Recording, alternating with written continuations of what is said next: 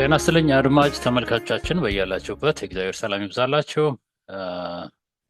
ይህ በየሳምንቱ የመጽሐፍ ቅዱስ ጥናት የተዘጋጀ የሚቀርብላችሁ በዋሽንግተን እና በአካባቢዋ ባለችው የሰባተኛ ቀን አድቬንቲስት ቤተክርስቲያን ነው። ባለፉት ወደ 7 ሳምንታት ያህል ምናልባት 8 ሳምንታት ያህል ትክክል ደግሞ 8 ሳምንታት ያህል በተለይ ፊልጵስዩስ እና ቆላሲያስ መጽሐፍ ላይ ያለውን የተስፋ ቃል ያለውን ወንጌል ጳውሎስ እንዴት በዛ ዘመን የነበሩትን ቤተክርስቲያናት ይደርስ እንደነበረ የሚያሳይ ጥናት ስናደርግ ነበር። ዛሬ እንቀጥላለን። ቆላሲያስ 1 መጨረሻዎቹ ቁጥሮች ከቁጥር 20 አካባቢ ጀምሮ ያለውን እስከ መጨረሻው የምናይበት በጣም በጣም በጣም የሚገርሙ ሀሳቦች ያሉበት የወንጌልን ግልጽነት የምታዩበት ነው። እንደምትባረኩበት ተስፋ አደርጋለሁ። ለእምነታችሁ እንዲሁም ደግሞ ለወደፊት የክርስትና ጉዟችሁ ጥሩ ስንቅ ይሆናል ብዬ አምናለሁ። ዛሬ ይህንን ፕሮግራም የምናቀርበው እህቴ ትዕግስት አንደኛዋ ተዋይ ነች፣ ሁለተኛዋ እኔ ነኝ። ሞዴሬተርም እንዲሁም ደግሞ አቅራቢም ነኝ። ፍሳ እባላለሁ። እንግዲህ በአብራችሁ እንድትሆኑ እየጋበዝን ይህን ፕሮግራም በጸሎት እንጀምራለን። እንጸልይ። እናመሰግናለን ጌታ ሆይ በሰማያት አለ አንተ አስጀምረህ የምታስጨርስ ጌታ፣ ደግሞም ቃልህን ስናጠና ያለ አንተ እርዳታ ይህንን እውነትን እናውቅ አንችልም። ቅዱሳን ነቢያት፣ ሐዋርያት በመንፈስ ቅዱስ ተመርተው የጻፉትን ጽሑፍ ስጋ አእምሮ ሊረዳው አይችልም። ነገር ግን አንተ ቸርና ሩህሩህ የሆንክ አምላክ መንፈስ ቅዱስን ለእኛ እንደምሰጥን በገባህልን ተስፋ ቃል መሰረት መንፈስ ቅዱስን ልከህ ይህንን ቃል በሚገባ መግለጽ እንድንችል አንተ እርዳን። ይህንን የምንጠቀምበትን ቴክኖሎጂ ሁሉ አንተ ተቆጣጠር። እንዲሁም ደግሞ የሚሰሙት የሚያዩትን ልጆችን ባርካቸው፣ ወደ ሙሉ እውነት መምጣት እንዲችሉ እርዳቸው። አትለየን፣ እስከ ፍጻሜ አብረን ሁን። በጌታ በኢየሱስ ክርስቶስ ስም እማጸናለሁ፣ አሜን። የዛሬው ርዕስ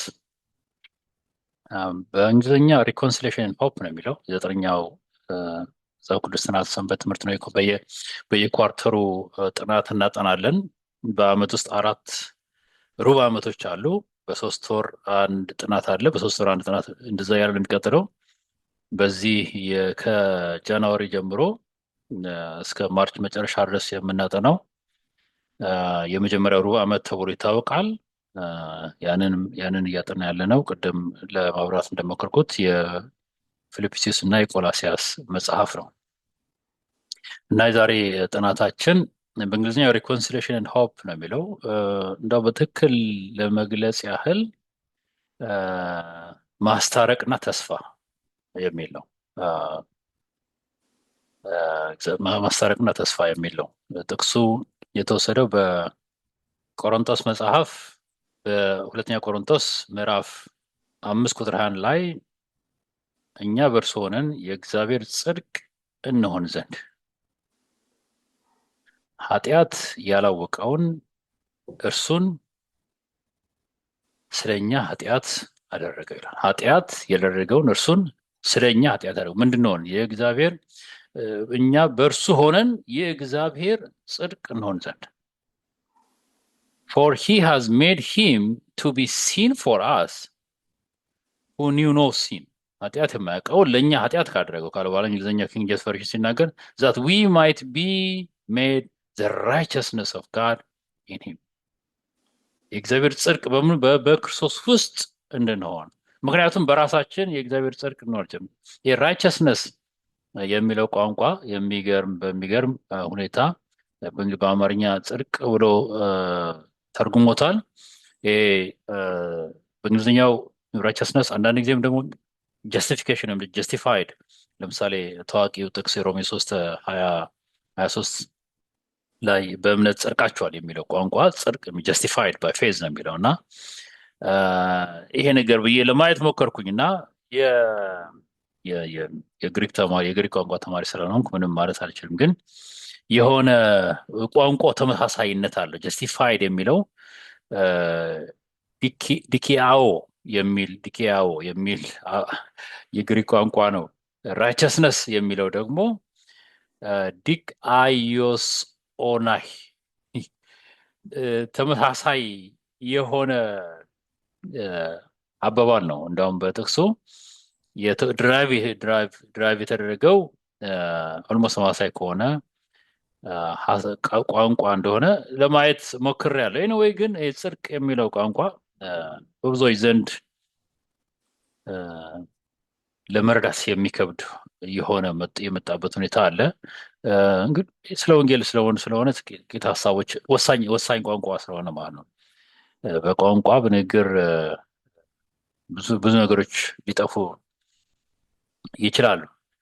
ስለዚህ በዚህ ጥቅስ በሁለተኛ ቆሮንቶስ ምዕራፍ 5 ቁጥር 21 ላይ ባነበብኩት ጥቅስ መሰረት በክርስቶስ ውስጥ ታይተን እኛ የእግዚአብሔር ጽድቅ እንድንሆን የተጠራን መሆናችን በክርስቶስ ውስጥ ካልሆነ እኛ ጻድቆች ልንባል አንችልም። አንደኛ መጽደቅ አንችልም። ሁለተኛ ጻድቆች ይህ መጽደቅና ጻድቅ ራይቸስነስ ኤንድ ጀስቲፊኬሽን የሚለው ቋንቋ ይሄ ራይቸስነስ የሚለው ቋንቋ ከቅድስና ከሚለው ቋንቋ ጋር የሚያዝ እንደሆነ ማስተዋል ትችላላችሁ። በተለይ ራይቸስነስ ራይት ዱዊንግ የሚልም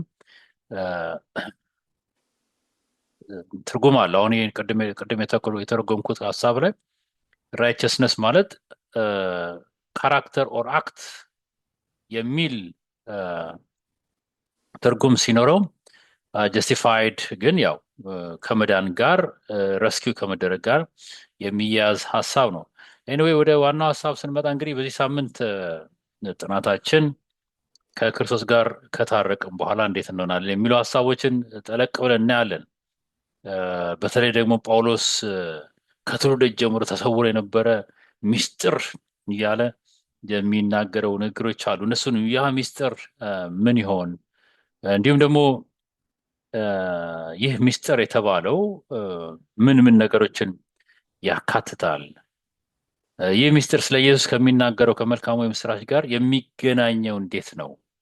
እና የተለያዩ በተለይ ከደህንነት ከመዳን ከጽድቅ ከቅድስና ከሚባሉ አባባሎች ጋር የሚያያዙ የወንጌል ሀሳቦች መሰረታዊ ሀሳቦች ወንጌል የምስራች መሰረታዊ ሀሳቦች ጋር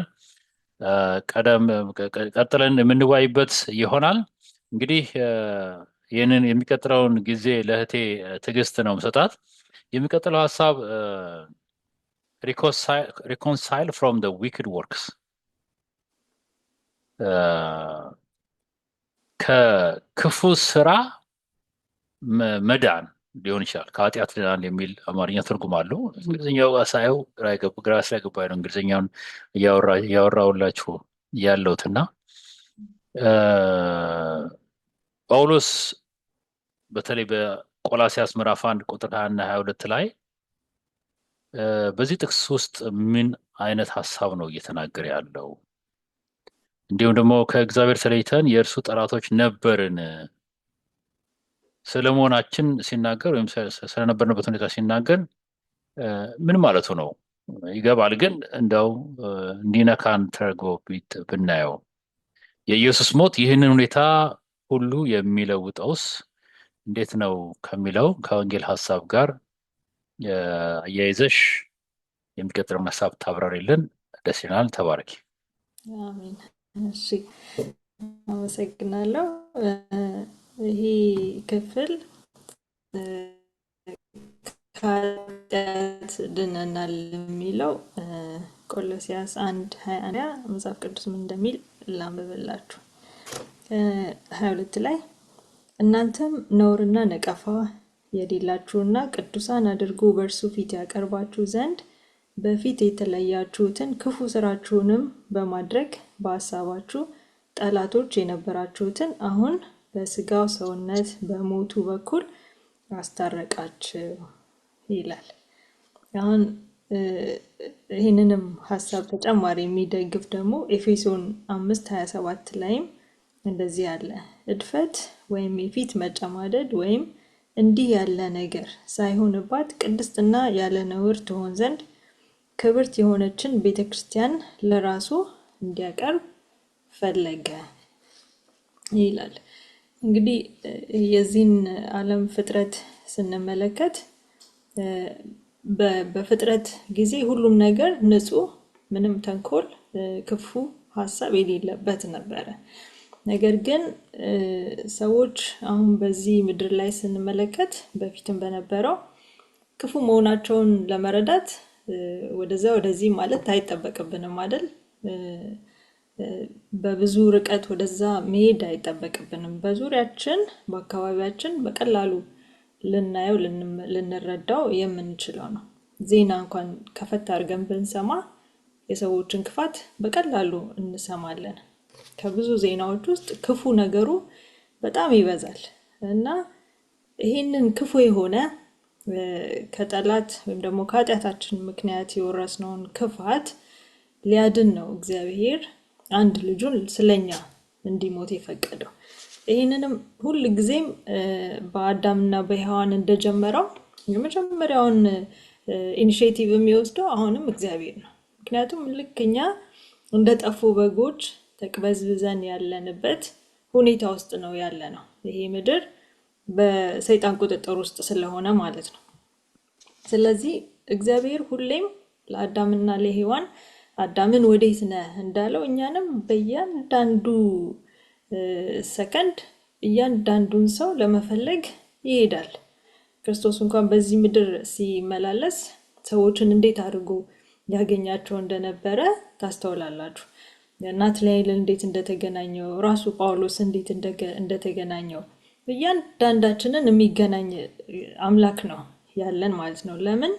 ይህንን ክፉ የሆነውን በደሙ ስለደመሰሰ ሰዎች ሁሉ ወደሱ እንዲመጡ ይፈልጋል። ምክንያቱም የእግዚአብሔር እቅድ ሰዎች ሁሉ መልካም የሆነውን ነገር ሁሉ እንዲወርሱ ነው። በማን? በክርስቶስ ኢየሱስ ማለት ነው። እና ይሄ መልካም የምስራች በወንጌል የተነገረን የምስራች ለሁሉም የተነገረ ነው። ለተወሰነ ነገድ ወይም ደግሞ ለተወሰነ ቋንቋ የተነገረ ሳይሆን ለሁሉም። ሮሜ 5:6-8 ላይ እንደዚህ ይላል። እሷን ላንብብላችሁ። ሮሜ 5:6-8 ገና ደካሞች ሳለን ክርስቶስ ዘመኑ ሲደርስ ስለ ኃጢአተኞች ሞቷልና። ይሄ የመጀመሪያው መልካም የምስራች ክርስቶስ መሞቱ ትልቁ የምስራች ነው። ምክንያቱም ኃጢአትን ለአንዴና ለመጨረሻ ጊዜ ሊሽር መሞቱ በራሱ አንድ የመጀመሪያው መልካም የምስራች ነው። ከዛ ቀጥሎ ግን የሚቀጥለው የኛ ተግባር ነው። እሱ ምንድነው? ኢየሱስ የሞተው ለኃጢአታችን መሆኑን እኛ መቀበል አለብን። እሱ ደግሞ ሮሜ 5:9-11 ላይ ያለው ነው። ይልቁንስ ይላል እንግዲህ አሁን በደሙ ከጸደቅን በእርሱ ከቁጣው እንድናለን።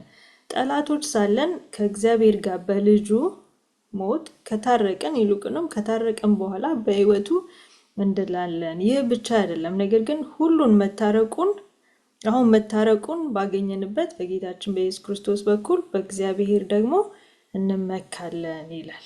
ስለዚህ ወደሱ ቀርበን ያንን አምነን ምን ማድረግ አለብን? ኃጢአታችንን መናዘዝ አለብን።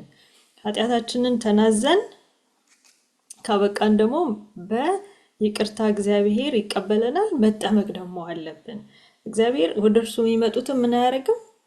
ወደ ጎን ሊጥላቸው ስለማይችል። ይህንንም ከሮሜ 6:6-7 ላይም እንደዚሁ ከእንግዲህስ ወዲያ ለኃጢአት እንዳንገዛ የኃጢአት ስጋ ይሻር ዘንድ አሮጌው ሰዋችን ከእርሱ ጋር እንደተሰቀለ እናውቃለን፣ የሞተስ ከኃጢአቱ ጸድቋልና እያለ በጥምቀት በምናደርገው ውህደት ከክርስቶስ ጋር አንድ መሆናችንን ስናረጋግጥ ይሄ ሁለተኛው መልካም የምስራች ሆነ ማለት ነው። ከዛ በኋላ ቀጥሎ ምንድን ነው የሚደረገው? ከዛ በኋላ በክርስቶስ መኖር ነው። በክርስቶስ መኖር ሲባል ምን ማለት ነው? ሰው የራሱ ህይወት የለውም ማለት ነው። የሚኖረው ለማን ነው? ለክርስቶስ ነው። ክርስቶስ ደግሞ በሱ ውስጥ ይኖራል። በሱ ውስጥ ይኖራል። በሱ ውስጥ ይኖራል ሲባል ህይወታችንን ሁሉ እያንዳንዱ እቅዶቻችን ኤቭሪቲንግ የሚያከናውንልን እሱ ነው። ህይወታችንን ይለውጧል። አሁን ክፉ የነበርንበት ኢቭን የባህሪያችን ነገር ሁሉ እኛ ሳናውቀው መቼ እንደተቀየረ ሳናውቀው ይቀየረልናል። ልባችንን ይቀይራል፣ አዲስ ልብ ይሰጠናል ማለት ነው። እና ይሄ መልካም የምስራች ነው። አድማጮችን በጣም እንዲገነዘቡት የሚያስፈልገው የመዳን መንገድ የተዘረጋው ለሁሉም ሰው ነው፣ ለማንም ማለት ነው። እና እነዚህ መልካም የምስራቾች ለሁሉም የተዘረጉ ስለሆኑ እንደ በግ ለተቅበዘበዝን ለሁላችን የቀረበ ጥሪ ነው፣ ሰማያዊ ጥሪ ማለት ነው። እና ሁሉም ሰው ወደዚህ ጥሪ መጥቶ ጌታ ኢየሱስን ወደ ራሱ ተቀብሎ ኃጢአቱን ተናዞ እንትን ካለ ወደሱ ከቀረበ እግዚአብሔር ደግሞ ምን ያደርገዋል? አዲስ ልብ ይፈጥርለታል። ዛሬ የሚያስቸግሩን በጣም ብዙ ከባድ ባህሪዎች አሉ አይደል? ግን በክርስቶስ ምን ይሆናሉ? እየለቀቁን ይሄዳሉ። አዲስ ፍጥረት። ምክንያቱም ሌላ ሰው ነው የሚያደርገው። ምክንያቱም አዲስ ልብ ነው የሚሰጠን እግዚአብሔር ማለት ነው።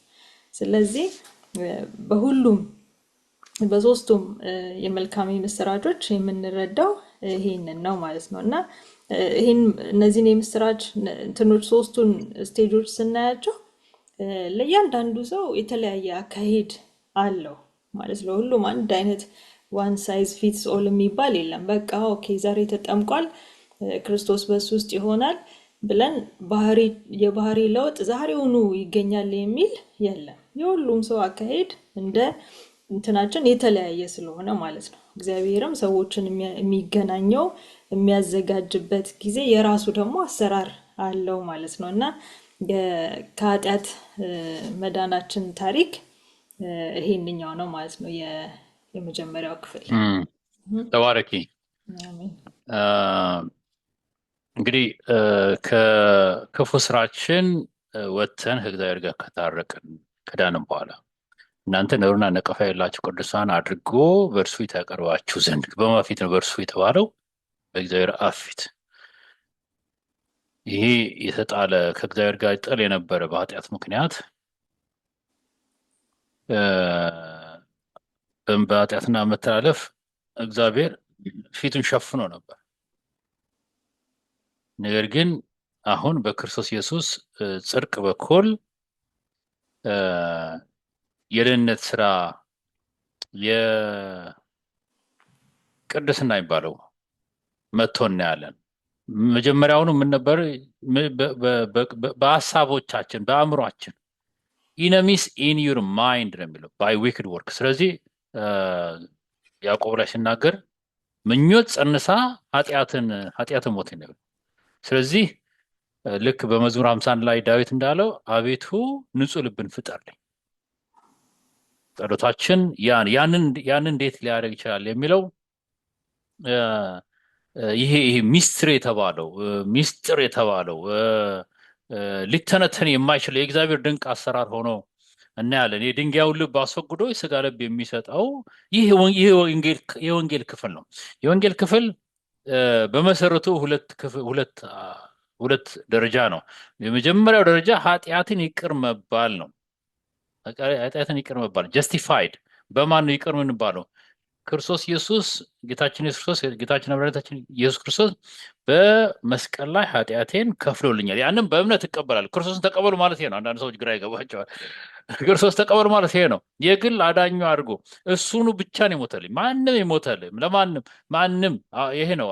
አብዛኛዎቻቸው ስለ ክርስትና ሲነሳ እንደው ከሌስ መልአኩስ ኖ ክርስቶስ ነው የሞተው። ስለዚህ ያ በኃጢአትን የበጉ ደም ልክ እስራኤሎች ከግብፅ ሲድኑ በበጉ ደም ቤታቸውን መቃናቸውና ጉበናቸውን በበጉ ደም እንደተቀብተው እንዳለፉ መጥምቁ ዮሐንስ እንደተናገረው እነሆ የእግዚአብሔር በግ ነው ያለው። ዮሐንስ ምዕራፍ 1 ነው እግዚአብሔር በግ የዓለምን ኃጢአት የሚያስወግደው ክርስቶስ ኢየሱስ ነው። ስለዚህ ቤታችን የኛ የሸፈነው በበጉ ደም ነው፣ በክርስቶስ ኢየሱስ ደም። እርሱ ስለሞተልን በመስቀል ላይ ኃጢአታችንን ስለከፈለልን ድነናል። መዳናችን የመጀመሪያው ስቴፕ ወይም ደግሞ ምርስ የሚባለው መጽደቃችን የመጀመሪያው ደረጃ ሲሆን የደህንነት እቅድ ነው። በነገራችን ላይ ደህንነት እቅድ ነው። መጽደቅ አለ፣ የመጀመሪያ ስቴፕ ነው። ሁለተኛ ስቴፕ መቀደስ አለ። ከዛ ደግሞ ሶስተኛውና የመጨረሻው ደግሞ በተለይ በሮሜ ምዕራፍ 8 ቁጥር 9 ላይ ልጁ በብዙ ወንድሞች መካከል በኩር ይሆን ዘንድ አስቀድሞ ያወቃቸው የልጁን መልክ እንዲመስሉ አስቀድሞ ወስኗል። ማን እንደሚመስሉ?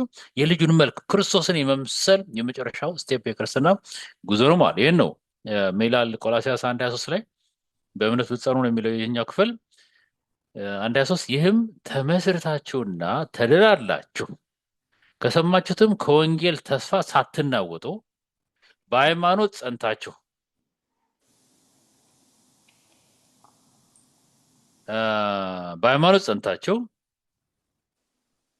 ብትኖሩ ይሆናል። ያም ወንጌል ከሰማይ በታች ባለው ፍጥረት ሁሉ ዘንድ የተሰበከ ነው፣ እኔም ጳውሎስ የእርሱ አገልጋይ ሆንሁ ይላል። ይህም ወንጌል በተለይ መቼም ጳውሎስ የሁሉም የዓለም ሁሉ ሪፖርት አይኖርም፣ ግን የሮማን ኢምፓየር እግዚአብሔር ድንቅ አድራጊ አምላክ ነው። በየዘመኑ የሚገርመው አሰራሩ የሚገርም ነገር ነው። የሆነ ቴክኖሎጂ ሲመጣ የሆነ አዲስ ነገር ሲመጣ ኖ ሬዚስት አናል። ሮም የፈጠረው በዛ ዘመን ምንድን ነበረ? ሰራዊቱን ቶሎ ከአንድ ቦታ ወደ አንድ ቦታ ለማድረስ መንገዶችን ነበረ የከፈተው። ከአንድ ቦታ ወደ አንድ ከተማ መንገዶችን ሮም በዚህ ጎበዞች ነበሩ። እና ያ መንገድ ለሰራዊት ብቻ ሳይሆን የወንጌል ሰራተኞች ከአንድ ከተማ ወደ አንድ ከተማ በፍጥነት እየሄዱ ወንጌል ሊሰሩ ምክንያትም ነበራቸው። ስለዚህ የዛ ዘመን ኢንተርኔት ነበር ሮም የሰራው መንገድ። ጉተንበርግ የሚባለው መጽሐፍ አሳታሚ በአውሮፓ ጨለማው ዘመን በሚኖርበት ዘመን ሰዎች መጽሐፍ እንዳያነቡ ተከልክለው በነበረበት ዘመን ጉተንበርግ መጣና አተሙ እና ያ በጨለማ ተከርኖበት የነበረው ሕዝብ መጽሐፍ ቅዱስን በገፍ ማግኘት ጀመረ። ብርሃን ወጣ። በጨለማ የሄደ የነበረ ሕዝብ ብርሃን ወጣ። ስለዚህ ጉተንበርግ የዘመኑ ምርስ የሚባል የፌስቡክ እና ፌስቡክ በሉት ዋቴቨር በሉት ዩቲዩብ በሉት ሰዎች ወንጌልን በቀላሉ የሚያገኙበት ነው። ስለዚህ ወንጌል ተገኘ፣ ያ ተገኘ። ያን ከተገኘ በኋላ ያን ካወቅን በኋላ ወንጌሉ የምስራች ኃጢአት ይቅር መባል ነው። ያንን ካገኘ በኋላ በዚህ ተመስርታችሁና ትድናላችሁ። አንዳንድ የተሳሳቱ ትምህርቶች አሉ። ወንጌል ምንድን ነው የሚለው? ተመስርታችሁና ትድናላችሁ ነው የሚለው። ጸንታችሁ ኑሩ ነው የሚለው። ሳትናወጡ ኑሩ ነው የሚለው። እንደ ሕፃናት አትፍገምገሙ ይላል ጳውሎስ ሲናገር። በሚመጣው ነፋስ ወደዚህ አትፍገምገሙ ነው ብሎ ክርስቶስን ተመልከቱ። ዋን ሴቭድ ኦልዌይስ ሴቭድ የሚባል አባባል። አንዴ ከዳናችሁ አጠፉም ይባል ነው። ስለ ቅድም ምር ያለው ቅድም በቆላሲያስ ምዕራፍ 1 ቁጥር 20 እና 22 ላይ እናንተም ነውርና ነቀፋ የሌላችሁ ነው የሚለው። ነውርና ነቀፋ የሌላችሁ unblameable and unreproved in his sight በእግዚአብሔር ዘንድ እንድንሆን እግዚአብሔር። ስለዚህ በዚህ እምነት በክርስቶስ ጸንተን መኖርን ያስፈልጋል። ስለዚህ ጳውሎስ የእርሱ አገልጋይ በዛ ዘመን የነበረውን የሮም ኢምፓየር ሁሉ በወንጌል ያዳረሱ እነዚህ ትጉሃን በጨለማ ይሄድ የነበረ ማህበረሰብ የነበረው ፕራክቲስ የነበረው ተስፋ መቁረጥ የነበረው የመንፈሳዊ ጨለምተኝነት ከዛ ህዝቡን የማውጣትና የማዳን እንዲሁም ደግሞ ወደ ዘላለም ወንጌል የማምጣት ነው። ስለዚህ ጳውሎስ የቆላሲያስ ሰዎችን በእምነት ምን ያሉ እያደጉ እንዲሄዱ እግዚአብሔር ቃል ለሆነው ለመጽሐፍ ቅዱስ ያላቸውን ፍቅር የሚያበረታታበት ሀሳቦችን እናያለን። በዚህ መልእክቱ ጳውሎስ የቆላሲያስ ሰዎች እንደማይናወጥ ህንፃ እንዳይናወጥ በደንብ በመሰረቱ ላይ መተከል መቻል አለበት። በጌታችን ክርስቶስ በማቴዎስ ምዕራፍ 7 ላይ ቁጥር 5-26 ላይ ምር የሚለው መጨረሻው ጥቅሶች አካሄዳችሁ ሳነቡ ቃሌን ሰምቶ የሚኖር ሰው ቤቱን በአለት ላይ ሰራን ሰው ይመስላል ይላል። ሉቃስ ምዕራፍ 6 ላይ መጨረሻ አካባቢ ስታነቡ ደግሞ ቤቱን አጥልቆ የቆፈረና በአለት ላይ የሰራን ሰው ይመስላል። ንፋስም መጣ ጎርፍም ጎረፈ ይላል። ያንን ቤት ምን አደረጋሉ? ክፉኛ መታው። ክፉኛ ነው የመታው። በክርስቶስ ላይ ስላለን ንፋስ፣ ችግሮች፣ ወላፈሮች አይመጡም ማለት አለ። ያናውጠዋል። ግን መሆኑ በሉ ነው በአለቱ ላይ ጽኑ። ያ አለት ማን ነው? ክርስቶስ ኢየሱስ እንደሆነ ጳውሎስ ያብራታቸዋል። አንዴ ድናቸዋልና አትወርቁ፣ ምንም አትሆን የሚባል ነገር የለም። የቆመ የሚመስለው እንዳያወርቅ ይጠንቀቅ ተብሏልና ዕለት ዕለት ክርስቶስን የመምሰል የሚደረገውን ህይወት በዛ መጓዝ ያስፈልገናል። በአንደኛ ቆሮንቶስ ምዕራፍ 15 ቁጥር 58 ላይ ስለዚህ የተወዳችሁ ወንድሞች ሆይ ድካማችሁ በጌታ ከንቱ እንዳይሆን አውቃችኋልና የምትደላደሉ የማትነቃነቁም የጌታም ስራ ሁልጊዜ የሚበዛላችሁ ሆኖ ይላል። ይህም ጸሎቴና ምኞቴ ነው ለአድማጭ ተመልካቾቻችን የጌታ ስራ እንዲበዛልን። ወደሚቀጥለው ክፍል እንሂድ። የትዕግስትና ጳውሎስ አሁን ደግሞ ስለ ዘላለማዊ ዕቅዱ የሚያወራበትን ሀሳብ እናገኛለን እና ይህ ጳውሎስ እንግዲህ ይህንን ጽሑፍ ሲጽፍ በእስር ቤት ነበርና በእስር ቤት ሲሰቃይ ጳውሎስ ምን የተረዳው ነገር ኖሮት ይሆን ስለ ወንጌል? እኛስ ዛሬ ትንሹንም ትልቁንም ውሳኔ በምንወስንበት ጊዜ የምናደርጋቸው ነገሮች ምር የሚለው ጳውሎስ አሁንም በመልእክቱ ላይ ስትበሉም ስትጠጡም ለእግዚአብሔር ክብር አድርጉት ነው የሚለው። ዛሬ እያንዳንዱ ውሳኔ ስንወስን በእግዚአብሔር የዘላለማዊ ዕቅድ አንጻር እንዴት ነው የምታዩት? እንዴት ነው የምናየው የሚለውንና አንቺ የተረዳሽውን እስቲ ቀጥለሽ ብታብራሪልን። እሺ፣ ይህንኛው ክፍል ሳነብ ሳጠና በጣም እየገረመኝ ነበረ እንትን ያልኩት ያጠናሁትና መሰረት ያደረገው ቆሎስይስ 1:24 እና 25 ላይ ነው። እሱም ጳውሎስ ሲጽፍ 24 ላይ አሁን በመከራዬ ስለእናንተ ደስ ይለኛል፣ ስለ አካሉም ማለት ስለ ቤተክርስቲያን በስጋዬ በክርስቶስ መከራ የጎደለውን እፈጽማለሁ። 25 ላይም ስለእናንተ እንደተሰጠኝ እንደ እግዚአብሔር መጋቢነት የእግዚአብሔርን ቃል ፈጽሜ እንድሰብክ እኔ የቤተክርስቲያን አገልጋይ ሆንኩ ይላል። አሁን ይህንን ሲጽፍ አሁን ቅድም እንደተባለው ጳውሎስ በእስር ቤት ውስጥ ሆኖ ነው ይህን እየጻፈ ያለው። ስቃይ ውስጥ ነኝ እያለ ነው። በብዙ መከራ ደስተኛ አይደለም፣ ግን በክርስቶስ ግን ደስ ይለዋል። የትልቁ የእግዚአብሔር ዕቅድ አካል ስለሆነ ደስ ይለዋል። ለምንድን ነው ያንን ማድረገው ይላል? ስለ ቤተክርስቲያን እስከ መጨረሻው ጸንታ ከክርስቶስ ጋር እንድትሆን የእግዚአብሔርን ቃል ፈጽሞ ለማለፍ ሁሉ ጊዜ ምን እላለሁ ይላል? እደክማለሁ ብሎ ይናገራል። ለዛ ነው በእስር ቤት ሆኖ ያው የእግዚአብሔር ቃል እንደምናውቀው እስር ቤት አይዘውም፣ ምንም ነገር አይዘውም፣ ጨለማው ዘመን አይዘውም፣ ምንም አይዘውም። ስለዚህ በዛ ውስጥ ሆኖ ለፊልጵስዩስ ሰዎች፣ ለኤፌሶን፣ ለፊልሞና ደብዳቤዎች ጽፏል፣ ለአማኞቹ ማለት ነው። ከስር ከወጣም በኋላ አንደኛ ጢሞቴዎስ ከዛ ቲቶ እያለ ብዙ ደብዳቤዎችን ጽፏል። በመጨረሻም በሮምም ሲታሰር እንደገና ሁለተኛ ጢሞቴዎስን ጽፏል። እንዲሁም ዕብራውያንን እሱ ነው የጻፈው ተብሎ ይታመናል በብዙዎች ማለት ነው። እና ብዙ ክፍሎችን እሱ ጽፏል። ይሄን ሁሉ ያደረገው እግዚአብሔር ነው። የመዳን ዕቅድ ውስጥ የእግዚአብሔር ዘላለማዊ ዕቅድ ውስጥ ምንድን ነበረው ማለት ነው? እሱ ድርሻ ነበረው። በፊት ቤተክርስቲያንን ሲያሳድድ የነበረ ሰው ነው። ግን እግዚአብሔር እንዴት አድርጎ ወደዚህ እንደመራው የዛም ዕቅድ አካል እንዲሆን እንዴት እንዳደረገው እንመለከታለን ማለት ነው። ሌሎችም በአዲስ ኪዳንም በብሉይ ኪዳንም የምናያቸው የእግዚአብሔር ሰዎች እግዚአብሔር ሲያስነሳቸው እነ ሙሴንም ሌሎችንም ስታዩ እግዚአብሔር በዚህ በዘላለማዊ ዕቅድ ውስጥ አንድ ነገር ጠብ አድርገው እንዲያልፉ ነው ያስቀመጣቸው፣ ሁሉንም ስንመለከት ማለት ነው። እና ሁሉም የማዳን ዕቅድ አካል እንደሆኑ ከጥንት ጀምሮ በተለያዩ በምልክት በድንቆች በተአምራቶች ብሎ ዕብራውያን ላይ የሚናገረው ማለት ነው። በመንፈስ ቅዱስ እያለ የሚናገረው ያንን የእግዚአብሔርን እቅድ ፈጽመው እንዲያልፉ ወይም ደግሞ ወደዛ እንዲመሩ ያደርጋቸው ነበር እግዚአብሔር ማለት ነው።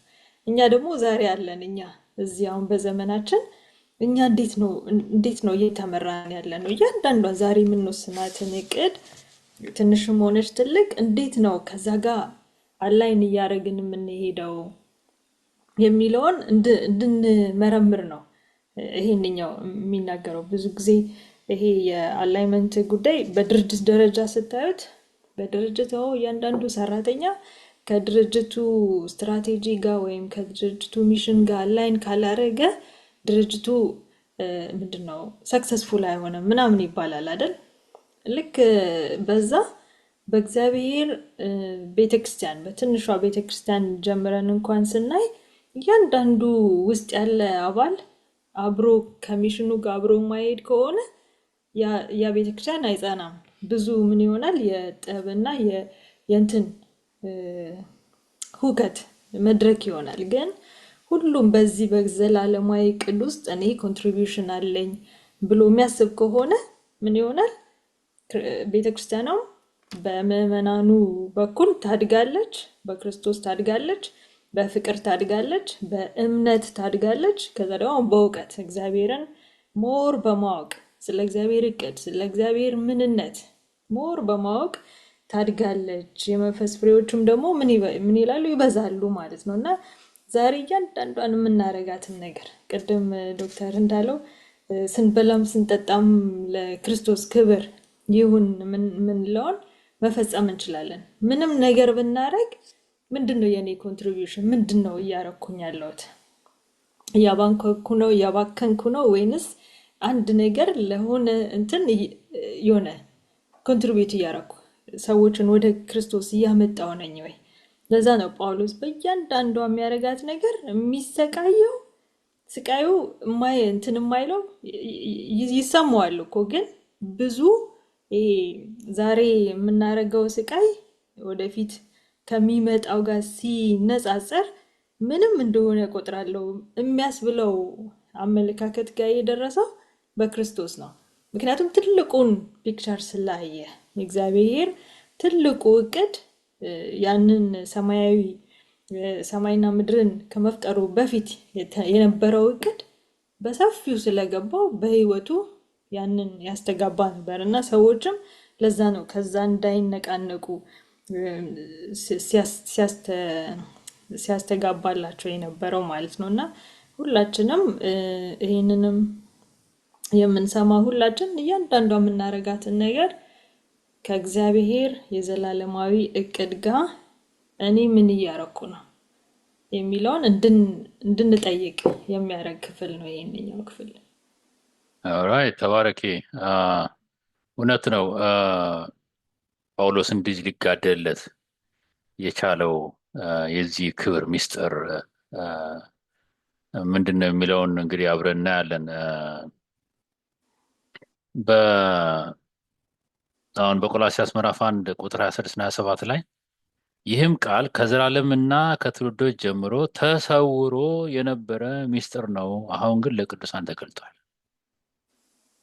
አሁን የወንጌል መነሻ ሐሳብ የተጀመረው በዘፍጥረት 3:15 ነው። የምታውቁት ካላችሁ ማታውቁም ካላችሁ ዘፍጥረት 3:15 ነው።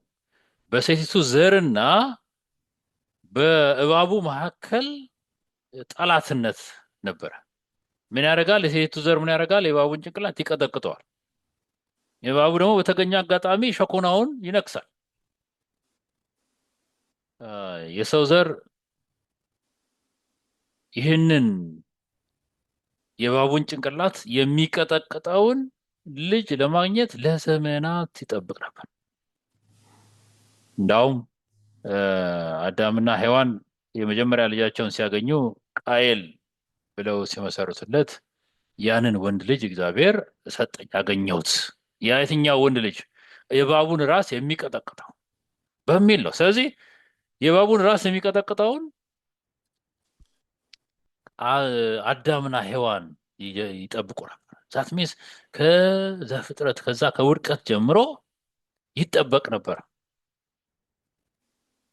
በሚገርም ሁኔታ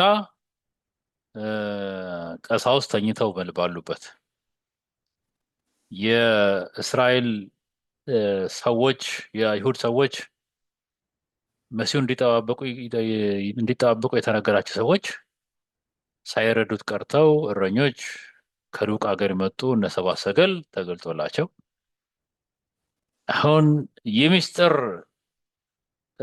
መገለጡ ብቻ ሳይሆን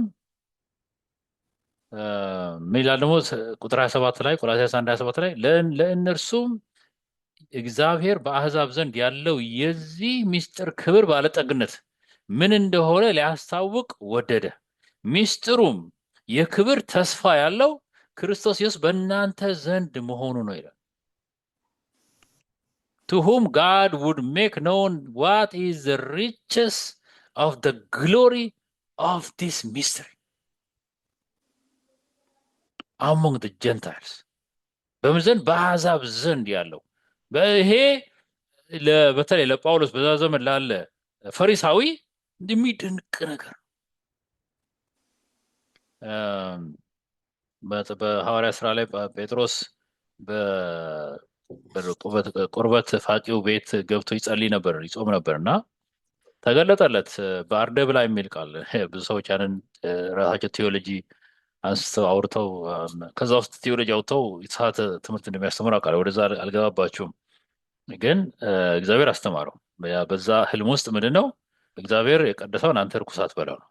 እግዚአብሔር የቀደሰው ምንድን ነው? የሰው ዘር በሙሉ በክርስቶስ ኢየሱስ ምን ይሆናል? ሊቀደስ እንደሚችል የመጣ ወንጌል ነበር እና በመቶ አለቃው ቀርኔሌዎስ ቤት ገብተው እነ አሕዛብ መንፈስ ቅዱስ ተሞልተው ሲያወሩ ተደነቁ አይሁዶች። ይህ ለእነሱ ድንቅ ነበር። ነገር ግን ለአሕዛብ ዘንድ ያለው የዚህ ምስጢር ክብር ባለጠግነት ሰው ሁሉ ምን እንዲሆን በዚህ በመሲሁ ከየት የመጣው? ከይሁዳ የመጣው የይሁዳ አንበሳ በሆነው ይድናሉ። አንደኛ ራሱ መሲሁ እንደዛ ከድሃ ቤት ማርያምና ዮሴፍ ሀብታም ሆነው ሀብታም አይደሉም። ሀብታም ቢሆኑማ በሀብታም ቤት ይገቡ ነበረ። ወደ ቤተልሔም ሲመጡ የሚያስጠጋቸው አጥተው ነው ተገፍተው በጋጣ ውስጥ ያደሩት፣ ከብቶች በሚያድሩበት ያደሩት። ማንን የተከበረ እንግዳ እናንተ ታደርጋል? ማን ያደርጋል? ማንም አያደርግም። የተከበሩ ነበሩ፣ የተናቁ ናቸው። ከዛ ከተናቀ ቤት ወጣ። ያልተጠበቀም የሰው ልጅ የማዳን እቅድ ምን እንደሆነ ጳውሎስ በተለያየ ትምህርቱ ይማር ነበርና ያን ትምህርት በተረዳ ጊዜና ባወቀ ጊዜ የዛ ትምህርት ጥቅም ደግሞ ምን ያህል ወሳኝ እንደሆነ ሲገባው ለዚህ ትምህርት ለመሞት ራሱን ሰጠ ጳውሎስ። እናም ይህን ትምህርት በዘመኑ ሁሉ ሲያስተምር ትመለከቱታላችሁ። ይህም ብቻም አይደለም። አንደኛ ሚስጥር በተለያዩ ቦታ ይናገራል። በኤፌሶን 1:7 ላይ በውድ ልጁም እንደ ጸጋው ባለጠግነት መጠን በደሙ የተደረገ ቤዛነታችንን አገኘን። ያ የቤዛ የዳንበት አገኘ፣ እርሱም የበደላችን ስርየት። ይሄ ሚስጥር ነው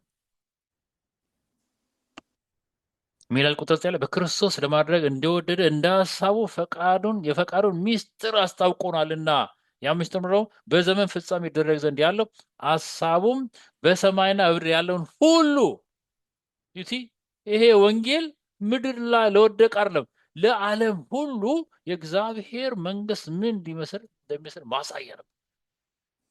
በክርስቶስ ኢየሱስ ለመጠቅለል ይህ ሚስትሪ አሁን ነው። በኤፌሶን ደግሞ ዝቅ ብለን ስናነብ ምዕራፍ 3 ቁጥር 3 አስቀድሜ በአጭሩ እንደጻፍ ይህን ሚስጥር በመግለጥ አስታወቀኝ። ይህንን ሚስጥር ከዘመናት ጀምሮ ተደበቀ የነበረው ሚስጥር ተረድቻለሁ ይላል ጳውሎስ። ስለዚህ ይሄ ሚስጥር ከኒኩለር ሳይንቲስቶች የተሻለ የበለጠ የላቀ ሚስጥር ነው፣ እውቀት ነበር።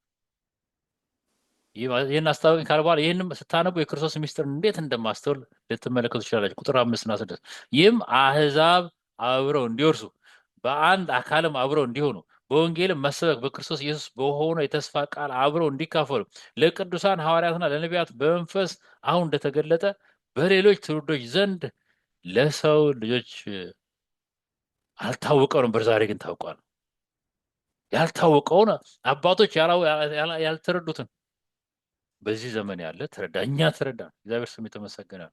ይህ ሚስጥር የመዳን ሚስጥር ወደኋላ ተመለከ አናስ ወደኋላ እናስ አያቶቻችን ቅድመ አያቶቻችን ምን አይነት ህይወት ውስጥ ነበሩ?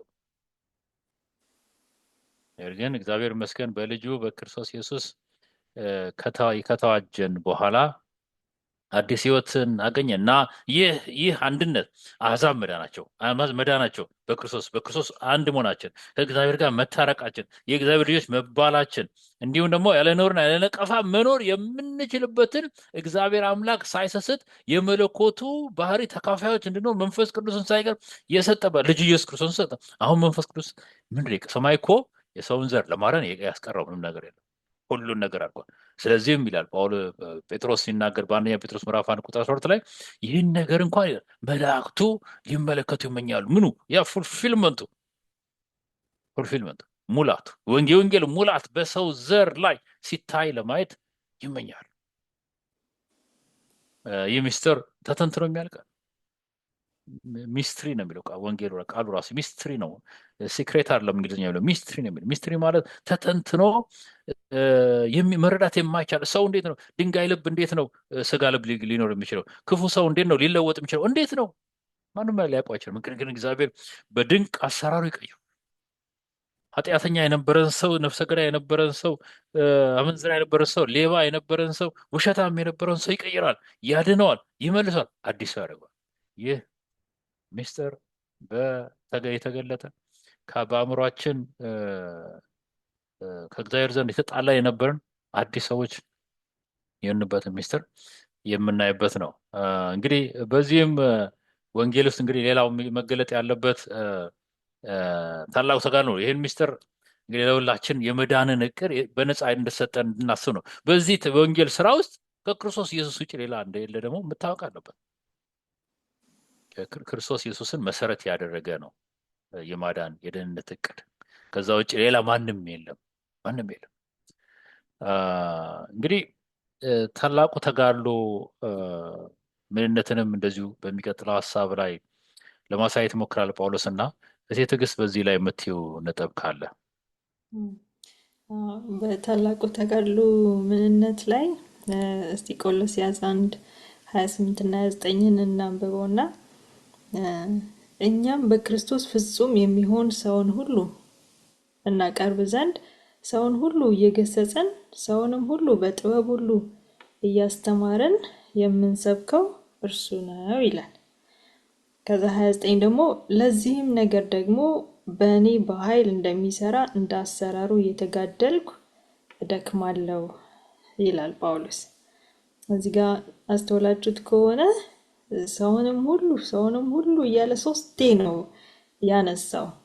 ቅድምም እንዳየነው በሰማይም በምድርም ያለው ሁሉ ሚስጥሩ አሁን እንደበራለን ሰዎች ማለት ነው። ሚስጥር የበራለት ሰው ለታላቁ ተጋድሎ ይተጋል እና ስንተጋ ደግሞ ምንድነው የምናደርገው? ሰውን ሁሉ መናጠቅ ማለት ነው። መናጠቅ ምንድነው? ትግል ላይ ነው። አሁን ጨለማው ዓለም አለ፣ ሰማያዊ ዓለም ደግሞ አለ። የክርስቶስ ወገን አለ፣ የሰይጣን ወገን አለ። በሁለቱ መካከል ሁሌም ተጋድሎ አለ። ይሄ ኦልሬዲ በድል የተደመደመ ነገር ቢሆንም ግን እስከ መጨረሻ ሰይጣን እስኪሸነፍ ድረስ የመጨረሻው ክርስቶስ ወደዚህ እስከሚመጣ ድረስ ይሄ ተጋድሎ ይቀጥላል።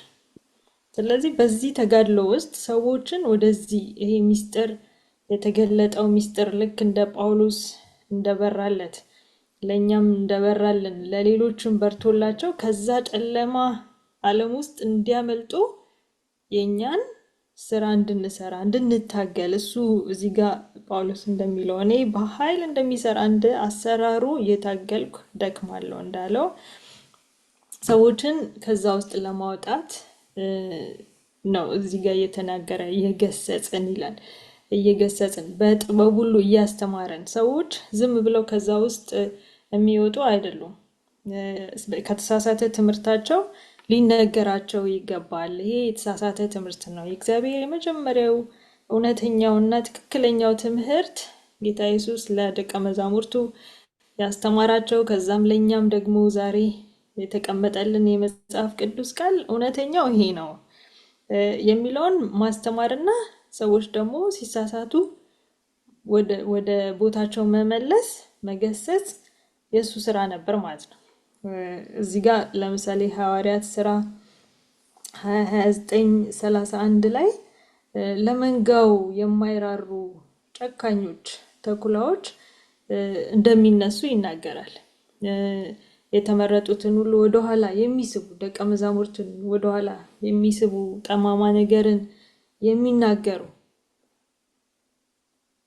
እንዳሉ እንደሚነሱ እንደ ትንቢት ተናግሯል ማለት ነው። አሁን ዛሬም በዘመናችን ልክ እንደዚህ ነው። በጣም ሐሰተኛ ትምህርቶች አሉ፣ ሐሰተኛ አስተማሪዎች አሉ፣ በየጊዜው ይነሳሉ። አሁን ደግሞ ሚዲያውን በጣም ስለሰፋ በጣም ተንሰራፍቷል ማለት ነው። ጠማማ ነገርን ደግሞ የሚናገሩ ብዙ አሉ። ስለዚህ እነዚህ ሁሉ በጨለማው ዓለም ውስጥ የተንሰራፉ ትምህርቶች ናቸው። ከዛ ውስጥ የታላቁ ተጋድሎ ምንነቱ ምንድን ነው? እነዚህን ሰዎች በሙሉ ምን ማድረግ ያስፈልጋል? መንጠቅ ያስፈልጋል። ወደ ክርስቶስ ማምጣት፣ ወደ ክርስቶስ መንገድ፣ ወደ ታላቁ እቅድ ውስጥ እነሱን ማስገባት። ምክንያቱም ይሄ የተሳሳተ መንገድ ነው። ሮሜ ላይም እንደዛ ነው የሚለው፣ በመልካምና በሚያቆላመጥ ንግግር ተንኮል የሌለባቸውን ሰዎች ልብ ያታልላሉ ይላል እግዚአብሔር ቃል ሲናገር። ተንኮል የሌለባቸው ሰዎች ወይም ደግሞ ምስኪኖች የሚነገረው ሁሉ ምን ይመስላቸው? እውነት ነው ይመስላቸው። ተማሩ አልተማሩ በጣም ነው የሚገርመው። በዘመናችንም እያየን ስለሆነ ማለት ነው። መማር አለመማር ምንም ለውጥ የለውም። ነገር ግን በጣም ምስኪን የሆኑ የዋህ ልብ ተንኮል የሌለባቸው ነው ቃሉ እንደሚለው። የእነሱን ልብ የማማለል ኃይል አለው። ምናቸው? ንግግራቸው በመልካም በሚመስል እና በሚያቆላምጥ ንግግር የተሞላ ስለሆነ፣ ነገር ግን ምንድነው? ውሸት ነው። መሰረትም ደግሞ የለውም። ሐሰት ነው። የሐሰተኛ ትምህርት ነው። ስለዚህ ለዛ ሁሉ በጥንቃቄ እየገሰጽን የሚለው ጳውሎስ ለዛ ነው።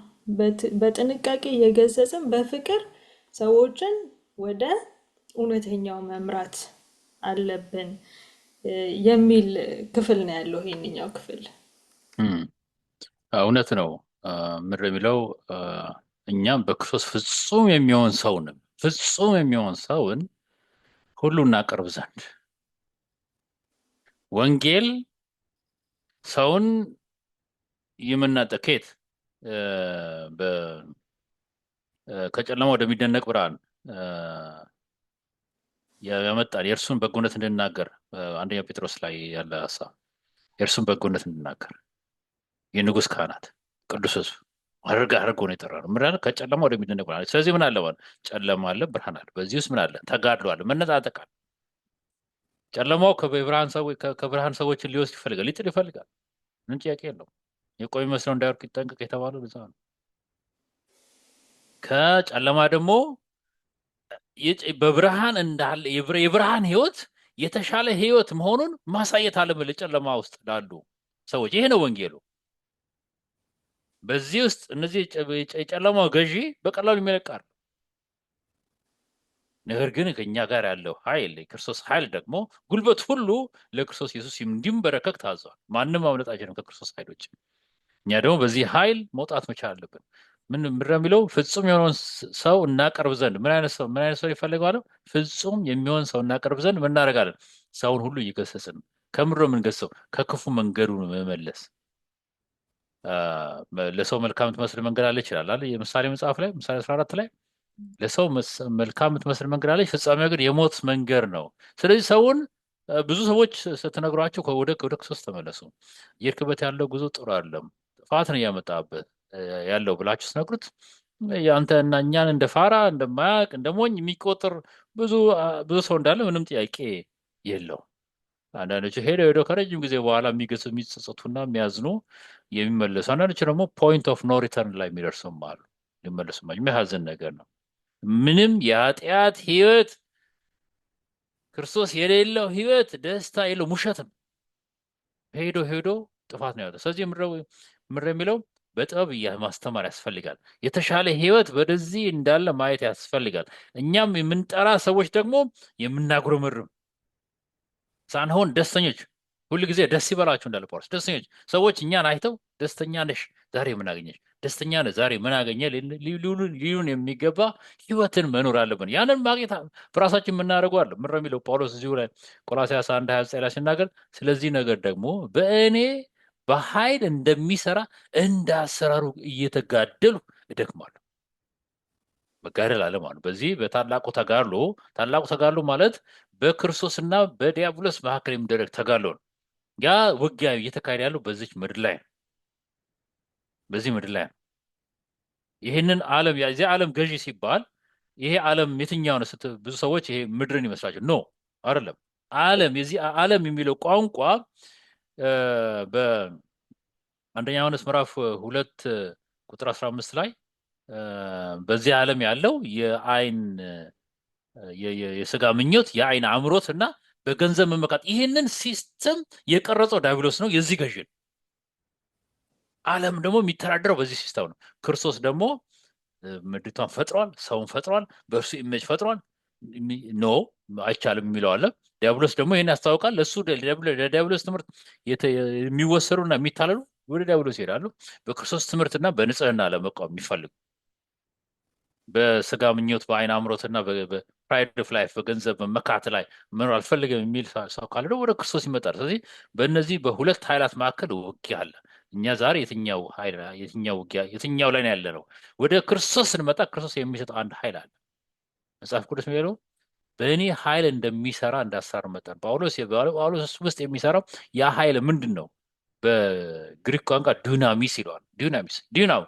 ዳይናሞ የሚለው ቃል ይሄ ፓወር ኃይል፣ ያ ኃይል የመንፈስ ቅዱስ ኃይል ሰውን የሚለውጠው ኃይል ነው። ወንጌል በክርስቶስ ኢየሱስ ደም መዳን፣ የኃጢአትን ይቅርታ ማግኘት፣ ከዛም ደግሞ በክርስቶስ በሚሰጠን በመንፈስ ቅዱስ ኃይል መጋደል፣ ህይወታችን ተጋድሎ።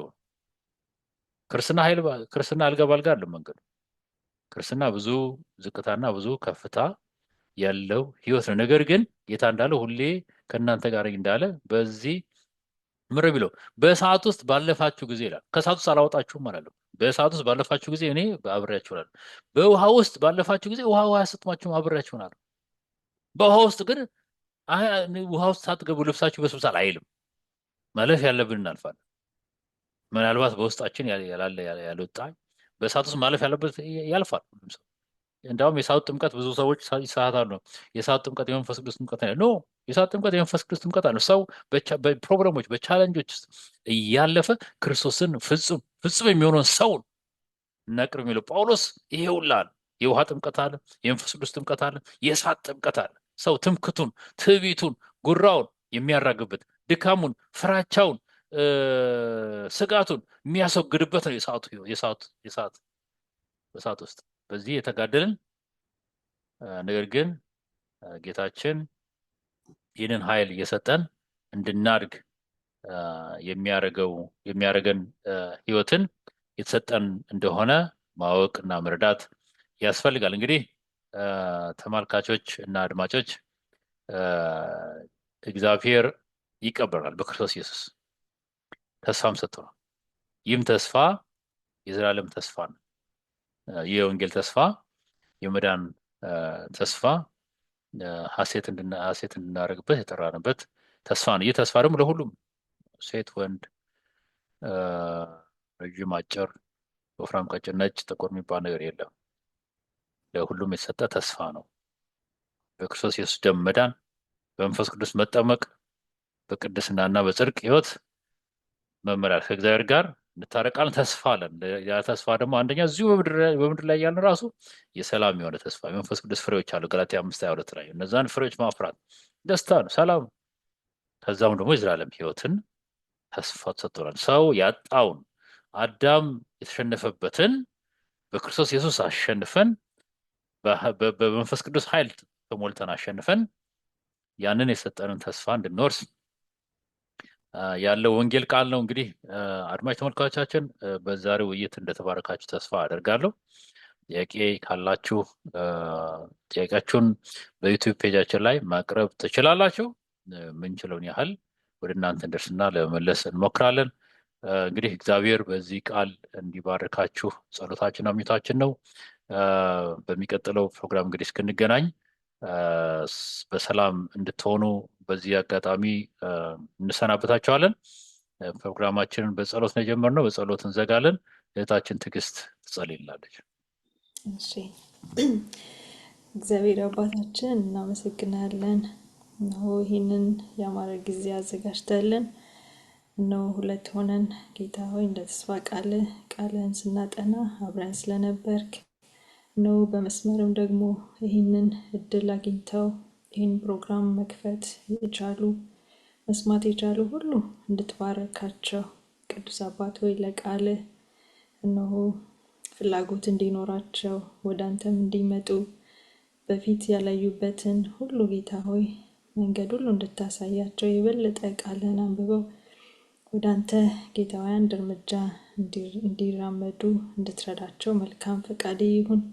ቅዱስ አባት ሆይ አንተ የሚሰራበትን ጌታ ሆይ አሰራርህን ጌታ ሆይ አንተ በድንቅ በተአምራት ሁሉ በመንፈስ ቅዱስም ሁሉ ስለምታረግ ነው።